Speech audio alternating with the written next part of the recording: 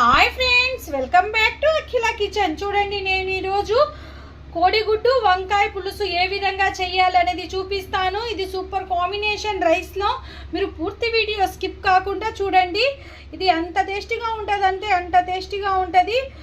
దీంతో అసలు రైస్ కలుపుకొని తిన్నారంటే అసలు ఒక్క ముద్ద కూడా అన్నం వదలకుండా తింటాడు. ఇప్పుడు లేట్ చేయకుండా రెసిపీలోకి వెళ్ళిపోదాం.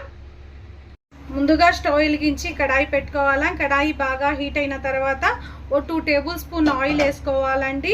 ఆయిల్ కూడా హీట్ అయిన తర్వాత నేను ఒక 4 కోడిగుడ్లు తీసుకున్నానండి. ఈ కోడిగుడ్లకి ఈ విధంగా ఫోర్క్ స్పూన్తో కొంచెం ఈ విధంగా ఘాట్లు లాగా వేసుకోవాలండి. ఎందుకంటే మాకు లోపల దాకా కర్రీ దిగి కోడిగుడ్లు సప్పగా కాకుండా చాలా టేస్ట్గా ఉంటాయి. ఈ ఆయిల్లో చిటికెడు పసుపు వేసుకొని ఈ కోడిగుడ్లు మొత్తాన్ని ఫ్రై చేసుకోవాలండి. మీడియం ఫ్లేమ్ మీదే పెట్టి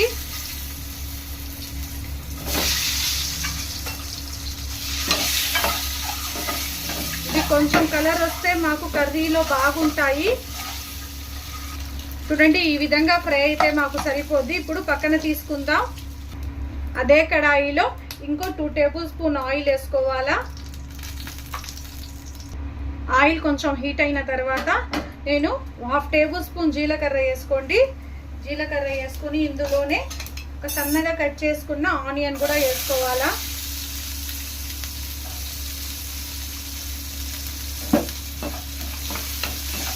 ఆనియన్ కొంచెం మగ్గాలండి.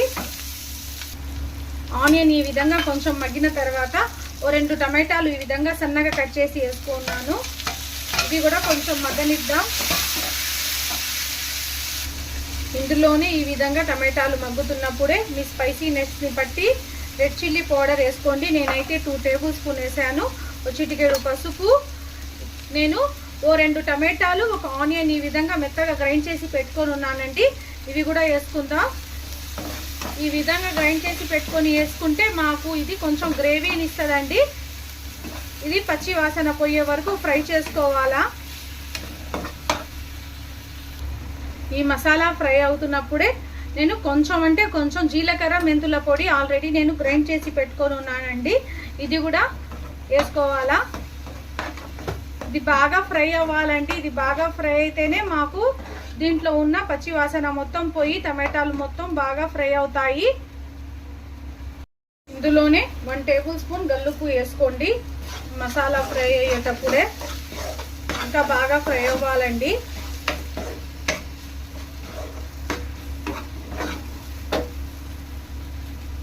మసాలా కొంచెం ఫ్రై అయిన తర్వాత నేను వంకాయలు ఒక 1/4 కేజీ వంకాయలు ఈ విధంగా కట్ చేసి ఉప్పు నీళ్ళలో పెట్టుకున్నానండి.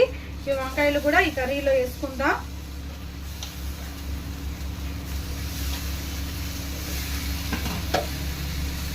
మసాలాల్లోనే ఒక 2 మినిట్స్ అలా మగ్గించుకుందామండి ఈ వంకాయలు.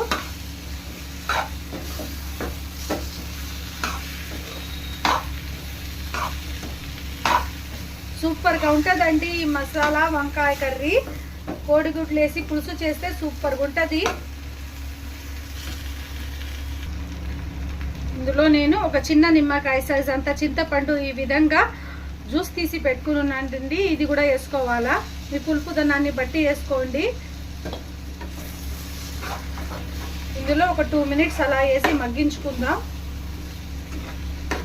ఈ రైస్లో సూపర్ కాంబినేషన్ అండి వంకాయ కోడిగుడ్డు పులుసు.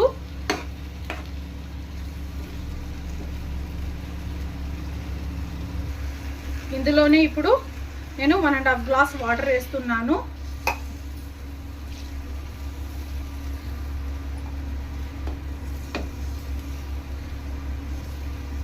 వాటర్ వేసాక నేను ఇందాక ఫ్రై చేసి పెట్టుకొని ఉన్న కోడిగుడ్లు ఇవి కూడా ఒకటొకటిగా వదులుకుందాం. ఈ పులుసులో ఉడికితే కోడిగుడ్ల టేస్ట్ బాగుంటుందండి.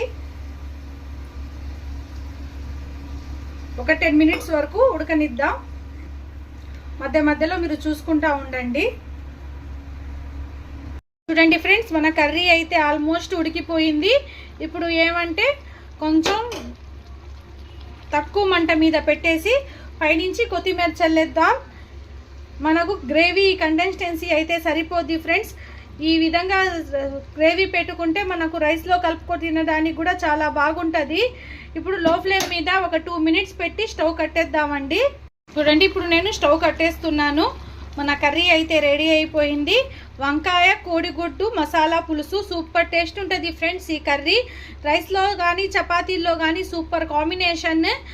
గ్రేవీ కూడా చూడండి ఏ విధంగా చిక్కగా వచ్చిందో.